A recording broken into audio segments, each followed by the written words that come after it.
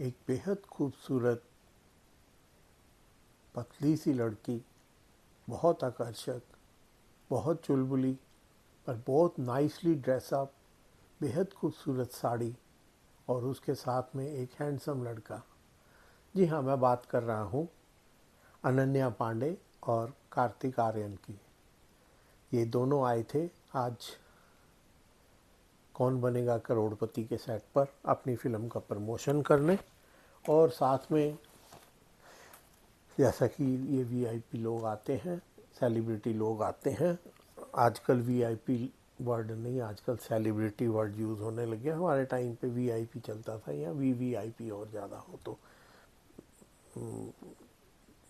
Madam Gandhi के लिए हम वीवीआईपी ही यूज़ करते थे या उससे भी ज़्यादा कुछ वीवीवी की गिनती बढ़ा दिया करते थे। वो आई थी एक बार तो स्टेज मैंने देखी थी। अब कम तो वी ऐसे बोल के उनके नाम को बताया था, उनका इंट्रोडक्शन दिया था। खैर, तो मतलब एक 20-21 साल की पतली सी लड़की खूबसूरती से साड़ी बांध के नाइसली ड्रेसअप, और बहुत, अगर वो स्टेज पे दिखाई दे तो बहुत अच्छी लगती है। ख़ास तौर से जब वो चंकी पांडे की बेटी हो, जो जिसकी तरफ से कोई बात तमीज़ की नहीं जाती। वो हर एक की अपनी अपनी इमेज है, जिस जिस हिसाब से कोई बिकता है उस हिसाब से वो अपने को बेचता है। बात तो ये है कि सब ज़िंदगी चलाने का वो है। तो और कार्तिक आर्यन भी nicely dress up, dark blue suit और वाइट शर्ट के ऊपर ब्लैक टाई लगाए हुए, बहुत अच्छा लग रहा था, वेरी नाइस। और अमिताभ जी तो अमिताभ जी हैं, उनकी ड्रेस के बारे में बोलना ही क्या। एज भी है, वो हर तरह की चीज़ प्रॉपर जो ड्रेस का वो है। अब वो सूट भी पहनेंगे तो नीचे स्नीकर पहनेंगे, तो इस एज में सब माफ़ होता है। वैसे ही मैंने इंडिया में देखा, लोग ऊपर तो कोट वगैरह ब्लेज़र पहना होता है, नीचे स्नीकर ही पहने होते हैं। तो चलो जी, वह जैसा जैसा है। तो शुरुआत होती है, जो कार्तिक आर्यन है वो जितने पैसे जीतेगा वो कैंसर केयर के लिए टाटा मेमोरियल हॉस्पिटल को डोनेट करेगा। और अनन्या पांडे जो है वो Hooker foundation after cancer care के लिए, मतलब दोनों ही जैसे हैं वो कैंसर केयर के लिए। और सच में इसकी ज़रूरत है। कैंसर में जो लोग बच जाते हैं उसको आगे भी बहुत तकलीफ़ों से गुजरना पड़ता है, कीमोथेरेपी और भी कई तरह की चीज़ें, और दवाइयाँ बहुत महंगी होती हैं, उनके लिए हेल्प करनी चाहिए। और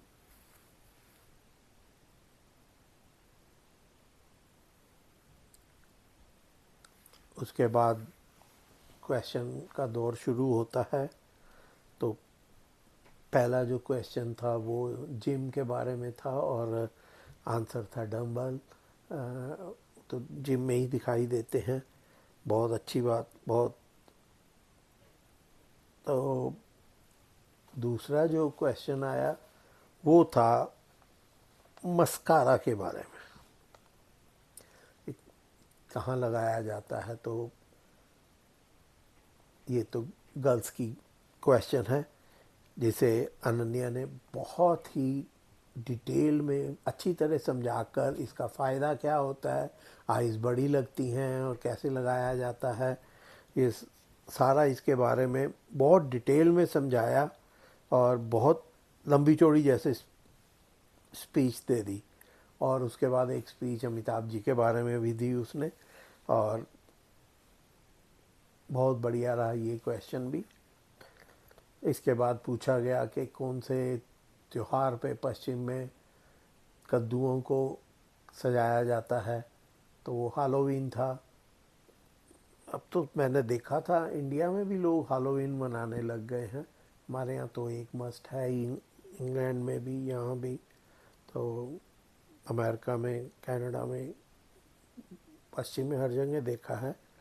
ये बुरी बलाओं से दूर रखने के लिए लोग कद्दू को कार्व करके उसके अंदर लाइट जला के अपने घर के दरवाजे के बाहर रखते हैं, और घर के दरवाजे के बाद कंकाल और बुरी आत्माओं और भूत प्रेत की और डेकोरेशन की जाती है। तो एक क्वेश्चन इसके बारे में था जिसका जवाब भी अनन्या ने दिया, और बहुत अच्छा एक्सप्लेन अमिताभ जी ने किया इसके बारे में। तो बहुत अच्छा रहा ये क्वेश्चन। और उसके बाद माचा टी के बारे में क्वेश्चन आया। माचा टी क्या होती है, कैसे बनती है, इसके बारे में भी अमिताभ जी ने आंसर के बाद एक्सप्लेन किया, जवाब दिया कार्तिक आर्यन ने।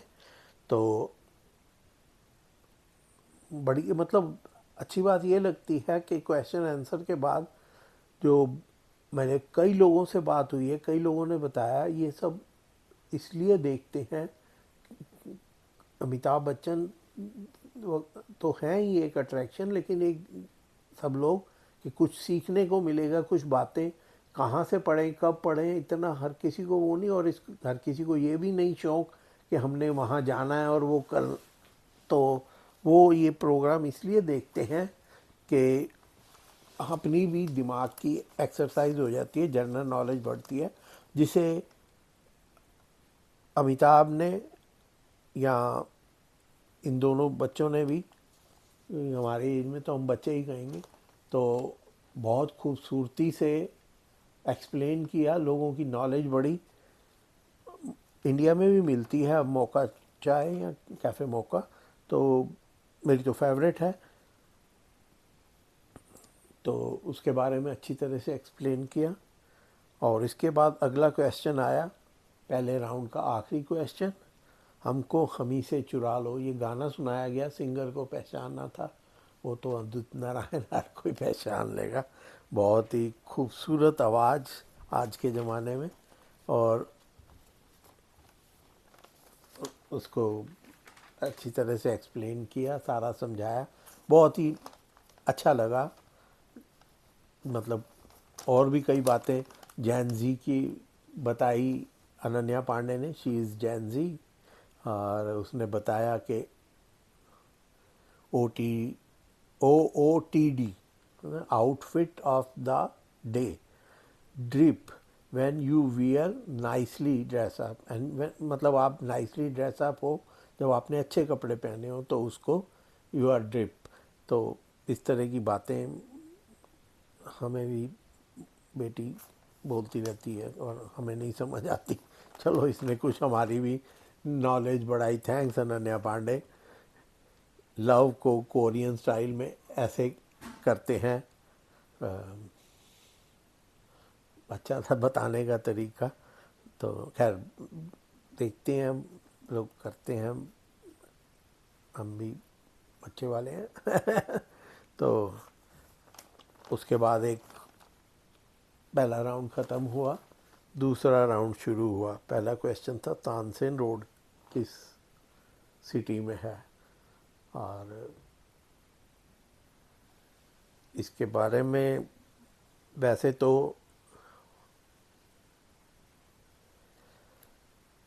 जो है वो ग्वालियर के हैं, लेकिन जो कार्तिक आर्यन है वो भी ग्वालियर से हैं, तो ये क्वेश्चन तो उनके लिए कोई बड़ी चीज़ नहीं थी। और वैसे भी जो लोग हिस्ट्री पढ़ती हैं, हिस्ट्री में या जनरल नॉलेज में रखते हैं, उनको पता है कि तानसेन ग्वालियर से थे। तो ग्वालियर से थे तो तानसेन रोड जो है वो ग्वालियर में ही होगी। तानसेन साहब राजा मान सिंह के दरबार में गाते थे, और वो ग्वालियर का राजा थे, राजा मान सिंह उन दिनों। तो उसके बाद बहुत सारी बातें बताई, सोशल मीडिया के बारे में, computer talk about solar energy, और प्रोग्राम आगे बढ़ा, बहुत ही खूबसूरत हो गया था। दोस्तों, मैं आगे बताऊं, पहले मेरे चैनल को लाइक करें, सब्सक्राइब करें, शेयर करें और हो सके तो कमेंट भी करें। आपका थोड़ा सा एफ़र्ट हमें इनकरेज करता है। अ- और हमारी गलती भी बताएं। ऐसी तो बात नहीं, इंसान है, गलती तो उम्र चाहे जितनी भी हो जाए, आदमी उम्र से सीखता है, लेकिन गलती तो हो ही जाती है इंसानों से। इसीलिए इंसान है, नहीं तो भगवान ना बन जाए अगर गलती ना हो तो चलो बात करते हैं कौन बनेगा करोड़पति की। और इसके बाद अमिताभ बच्चन की बातें चल पड़ी, दोनों बताने लगे कि आपको कब से सुन रहे हैं, क्या है और क्या नई जनरेशन अमिताभ के बारे में सोचती बोलती है।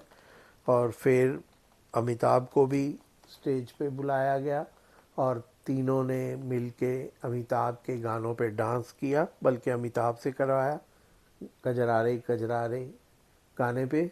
उसके बाद शावा शावा माहिया पे अमिताभ ने गाए और फिर बारी आई वो आइकॉनिक सॉन्ग की जिसके बिना अमिताभ बच्चन की बात करना गलत है। वो है जुम्मा चुम्मा दे दे, फिल्म हम का गाना, जो कि अपने टाइम का बहुत मशहूर गाना था। तो अच्छा, अमिताभ जी ने कोशिश की। 83 84 की एज में कोई इंसान ऐसे कैसे इतना वो कर सकता है जो काम उसने 40 की एज में किया था। बहुत अच्छा करा फिर भी अमिताभ ने। और इतनी के बीच में चंकी पांडे का वीडियो कॉल आ गया। उसने अपनी बेटी को बताया, उसको इनकरेज किया, ब्लेसिंग दी। और नॉट लाइक ऑलवेज उसने कोई नॉटी बात नहीं की और सिंपल वे में अपनी बेटी को ब्लेसिंग दी और बताया अमिताभ के बारे में। और फिर एक क्वेश्चन आया 3 लाख रुपए का, उरूमी नामक लचीली तलवार तो किस खेल की है? तो उसका आंसर था कलरी पट्टू, जो कि शायद ये नहीं जानते थे, इन्होंने लाइफ लाइन दी और बताया गया। बड़ी हैरानी की बात ये हुई कि क्वेश्चन था जलियांवाला बाग की इंसिडेंट की वजह से एक वकील जो ब्रिटेन की जो कमेटी थी इंडिया के बारे में, उसका एग्जीक्यूटिव मेंबर था और उसने अपने पोस्ट से रिज़ाइन कर दिया था और ये बात उनको पता थी। ये एक बहुत ही अच्छी लगी बात। वो था शंकर नायर। तो ये तो इसका नाम तो इतना सुना नहीं हुआ था। जलियांवाला बाग के तो लाला लाजपत राय वगैरह का नाम ही आता है, लेकिन इन्होंने भी बहुत बड़ा त्याग किया था। और ये लोग जो हैं बच्चे, ये 12,50,000 तक पहुँचे और भोपू बज गया, शो गेम ख़त्म हो गया। और गेम को आगे बढ़ने का, लेकिन अच्छा लगा इनको देख के, जो अनन्या पांडे और दोनों नाइसली ड्रेसअप होके आ रहे हैं। और भी कई शो में देखा है ये, मतलब आजकल तो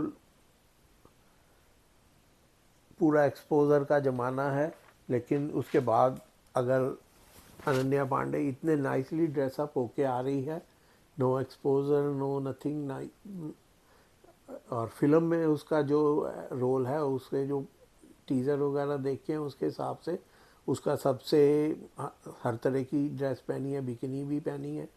तो अच्छा लगा उसको, अच्छे कप ड्रेसअप में आई, बड़ी तमीज़ से बोली, बहुत नाइसली उनका बोलना काफ़ी अच्छा लगा। कार्तिक आर्यन तो खैर हमेशा जब भी उसको किसी कहीं भी देखा है, वो बोलते बहुत अच्छा है, बहुत नाइसली, उन बहुत डिसेंट बंदा है। यही फ़र्क होता है, वो बंदा नेपो किड नहीं है और बाहर से आके सक्सेसफुल हुआ है, तो अच्छा लगता है उससे देखना, उससे बात करना। बहुत ही डिसेंट बंदा है। तो दोस्तों, अब मुझे इजाज़त दो, फिर आपसे किसी और टॉपिक पे कभी और बात होगी। नमस्कार।